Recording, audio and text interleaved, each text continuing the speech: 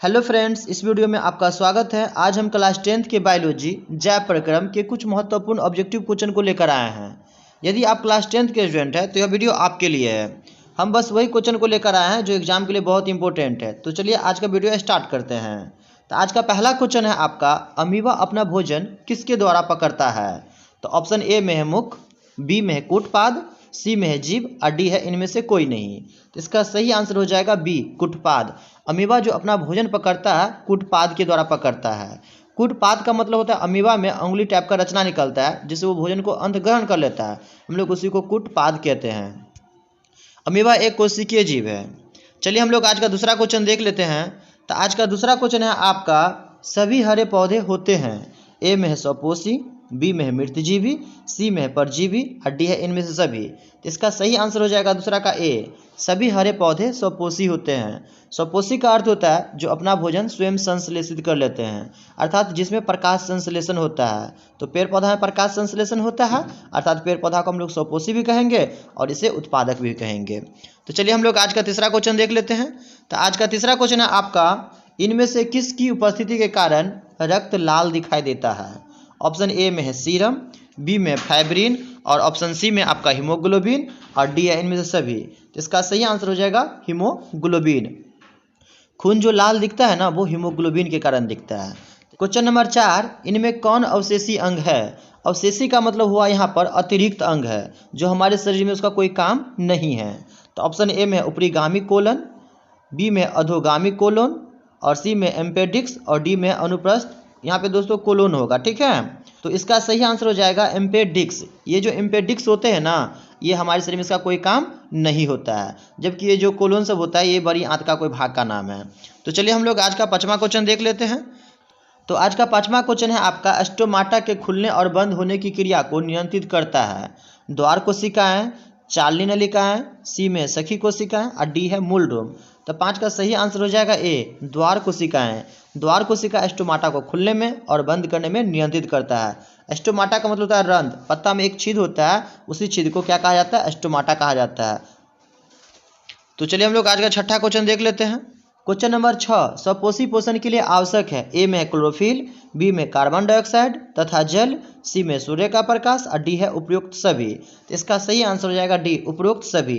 अर्थात ऊपर में जितना भी ऑप्शन है ये सारा सही है। स्वपोषी पोषण के लिए क्लोरोफिल भी चाहिए, कार्बन डाइऑक्साइड जल भी चाहिए, सूर्य का प्रकाश भी चाहिए। इसमें से कोई सा भी पदार्थ अगर नहीं मिलेगा पेड़ पौधा को तो प्रकाश संश्लेषण नहीं हो पाएगा। अर्थात स्वपोषी पोषण के लिए सभी जरूरी है।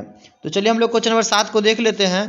क्वेश्चन नंबर 7 में है आपका, मानव हृदय में पाए जाते हैं 3 वेशम, बी में है 2 वेशम, सी 4 वेशम और डी में है 5 वेशम। तो इसका सही आंसर हो जाएगा 7 का सी। मानव हृदय में जो पाए जाते हैं ना वो 4 वेशम अर्थात 4 कोष्ठक पाए जाते हैं। अर्थात मानव का जो दिल होता है उसमें 4 चैम्बर पाए जाते हैं, बायां अलिंद, दायां अलिंद, बायां निलय और दायां निलय। यही जो 4 चैम्बर होता है हम लोग इसी को बोलते हैं 4 वेशम। तो चलिए हम लोग क्वेश्चन नंबर 8 को देखते हैं। क्वेश्चन नंबर 8 में आपका, कवक में पोषण की कौन सी विधि पाई जाती है? ऑप्शन ए में है मृतजीवी, बी में समभोजी, सी में स्वपोषी और डी है इनमें से कोई नहीं। तो इसका सही आंसर हो जाएगा ए, मृतजीवी। कवक जो होते हैं ना उसमें मृतजीवी होते हैं, अर्थात मृतजीवी पोषण होता है। अर्थात ये सरी गली चीज से अपना भोजन प्राप्त करता है। जो सरी गली चीज से अपना भोजन प्राप्त करता है हम लोग उसको कहते हैं मृतजीवी। तो चलिए हम लोग क्वेश्चन नंबर 9 को देख लेते हैं। क्वेश्चन नंबर 9, पीतरस कहाँ से स्रावित होती है या स्रावित होती है? तो ऑप्शन ए में अग्नाशय से, बी है यकृत से, सी में छोटी आंत से और डी है इनमें से कोई नहीं। तो इसका सही आंसर हो जाएगा बी, यकृत से। पीतरस जो निकलता है कहाँ से निकलता है? यकृत से, और ये जमा होता है पित्ताशय में। तो चलिए हम लोग अगला क्वेश्चन देखते हैं। क्वेश्चन नंबर 10 में आपका, श्वसन के अंतिम उत्पाद है? ए में CO2 और H2O अर्थात कार्बन डाइऑक्साइड और जल, बी में कार्बन डाइऑक्साइड और ऊर्जा, ऑप्शन सी में है आपका जल और ऊर्जा और डी में कार्बन डाइऑक्साइड, जल और ऊर्जा। इसका सही आंसर हो जाएगा डी।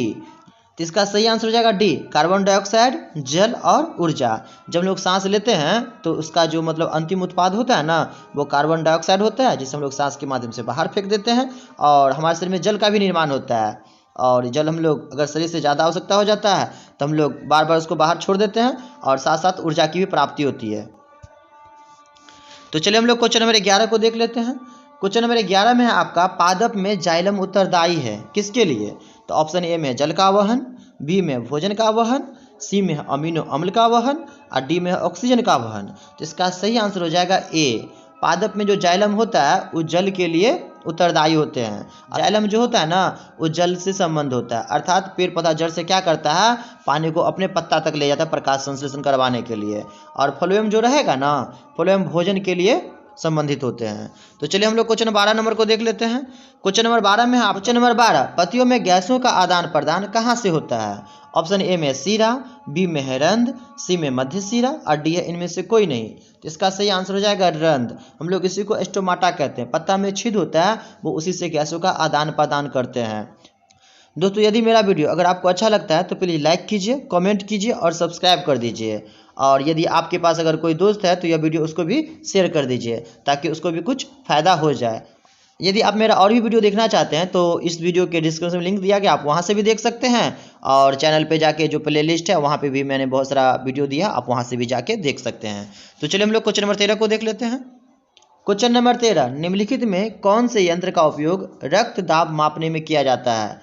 रक्त दाब का मतलब होता है ब्लड प्रेशर मापने के लिए किस यंत्र का उपयोग किया जाता है? तो ऑप्शन ए में है बैरोमीटर, बी में है मैनोमीटर, सी में स्फैग्नोमैनोमीटर और डी है इनमें से कोई नहीं। इसका सही आंसर हो जाएगा स्फैग्नोमैनोमीटर। इससे रक्त दाब का माप किया जाता है। तो चलिए हम लोग क्वेश्चन नंबर 14 को देखते हैं। क्वेश्चन नंबर 14, रक्त का कौन से अवयव घायल स्थान से रक्त स्राव के मार्ग को रक्त का थक्का बनाकर अवरुद्ध करता है? अर्थात जब किसी को चोट उट लग जाता है तो वहाँ से खून बाहर निकलता रहता है और कुछ देर के बाद देखिएगा तो बाहर जो खून निकलता है वो जम जाता है। अर्थात वो जो जम जाता है, अर्थात खून जो निकलना बंद हो जाता है, किसके कारण बंद हो जाता है, थक्का क्यों बन जाता है? तो ऑप्शन ए में है आपका लाल रक्त कोशिकाएं अर्थात आरबीसी, और ऑप्शन बी में श्वेत रक्त कोशिका अर्थात डब्ल्यूबीसी, सी में प्लेटलेट्स और डी में है लसिका। इसका सही आंसर हो जाएगा प्लेटलेट्स। अर्थात प्लेटलेट्स के कारण क्या करता है, खून जम जाता है और खून बाहर नहीं निकल पाता है। तो चलिए हम लोग क्वेश्चन नंबर 15 को देखते हैं। तो क्वेश्चन नंबर 15 में आपका कूटपाद किस में पाया जाता है? ऑप्शन ए में पैरामीशियम, बी में यूग्लिना, सी में अमीबा और डी है इनमें से कोई नहीं। तो इसका सही आंसर हो जाएगा अमीबा। अमीबा में कूटपाद पाया जाता है, वो जिससे भोजन को अंतग्रहण कर लेता है। तो चलिए हम लोग क्वेश्चन नंबर 16 को देखते हैं। क्वेश्चन नंबर 16, मनुष्य के शरीर की सबसे बड़ी ग्रंथि है कौन है? तो ऑप्शन ए में है लीवर, बी में अग्नाशय, सी में अंडाशय और डी में एड्रिनल। तो 16 का सही आंसर ए हो जाएगा लीवर। लीवर का मतलब जिगर भी होता है। तो चलिए हम मछली के हृदय में कोष्ठों की संख्या है option A 2, option B 3, option C 4, option D केवल 1। इसका सही आंसर होगा ऑप्शन ए 2। तो चलिए हम लोग क्वेश्चन नंबर 18 को देखते हैं। क्वेश्चन नंबर 18 में वृक्क के संरचनात्मक एवं क्रियात्मक इकाई को कहते हैं। ए में नेफ्रॉन, बी में मूत्रवाहिनी, सी में ग्लोमेरुलस और डी में बोमेन संपुट। इसका सही आंसर हो जाएगा नेफ्रॉन। संरचनात्मक और क्रियात्मक इकाई को क्या कहते हैं? नेफ्रॉन कहते हैं।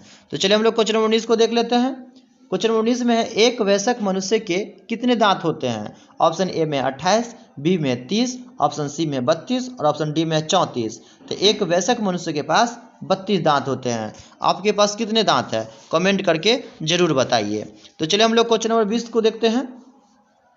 क्वेश्चन नंबर 20 में है निम्न में कौन उत्सर्जी अंग है? ए में वृक्क, बी में अग्नाशय, सी में आंख और डी है इनमें से कोई नहीं। इसका सही आंसर हो जाएगा ए वृक्क। वृक्क मतलब किडनी। किडनी जो होता है ना ये उत्सर्जी अंग है।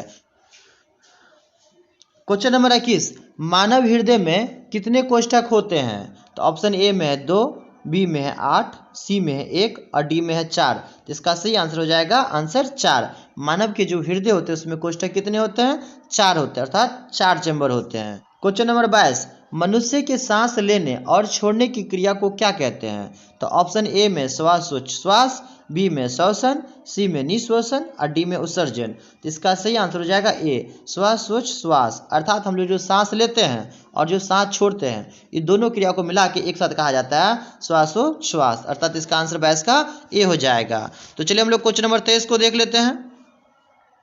क्वेश्चन नंबर 23 में है कवक में पोषण की कौन सी विधि है?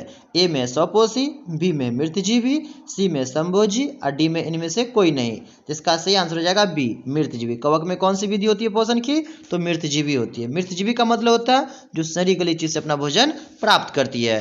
क्वेश्चन नंबर 24 में आपका रक्त क्या है?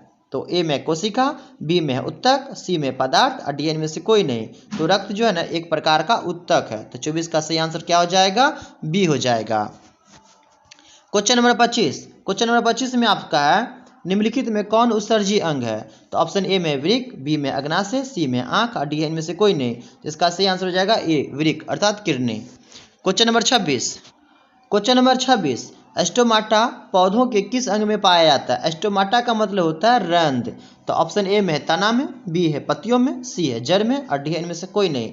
इसका सही आंसर हो जाएगा बी, पत्तियों में। अर्थात पेड़ पौधा का जो पत्ता होता है उसमें एस्टोमाटा पाया जाता है अर्थात रंध्र पाया जाता है जिससे गैसों का आदान प्रदान करते हैं पेड़ पौधा।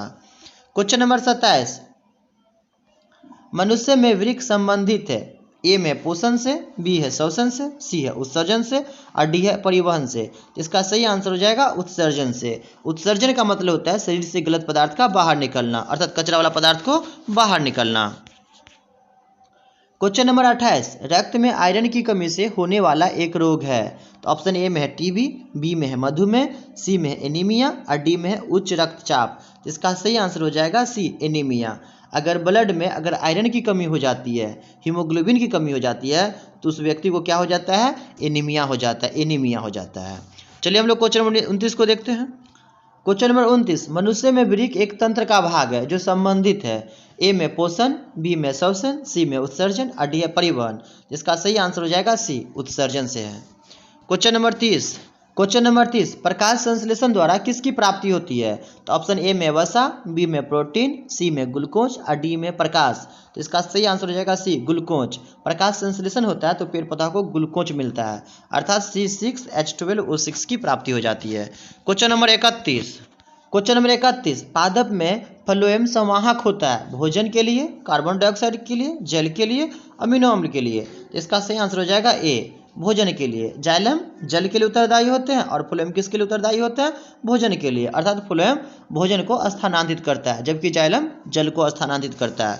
क्वेश्चन नंबर 32, क्वेश्चन नंबर 32 में आपका पौधों में वाष्पोत्सर्जन किस भाग में होता है? तो ऑप्शन ए में है जड़ में, बी है तना में, सी है पत्ता में।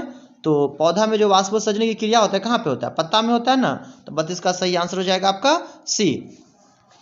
क्वेश्चन नंबर 33, क्वेश्चन नंबर 33 में आपका क्वेश्चन नंबर 33 आज का लास्ट क्वेश्चन है, कौन सी क्रिया सभी जीवों के लिए अनिवार्य है?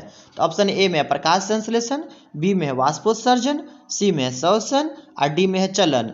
इसका सही आंसर हो जाएगा ऑप्शन सी, श्वसन। श्वसन पेड़ पौधा, जीव जंतु, कुत्ता बिल्ली सभी में होता है जबकि प्रकाश संश्लेषण सिर्फ पेड़ पौधा में होगा, वाष्पोत्सर्जन सिर्फ पेड़ पौधा में होगा, लेकिन श्वसन जो है सभी जीव जंतु में होगा। इसका सही आंसर हो जाएगा 33 का ऑप्शन नंबर सी।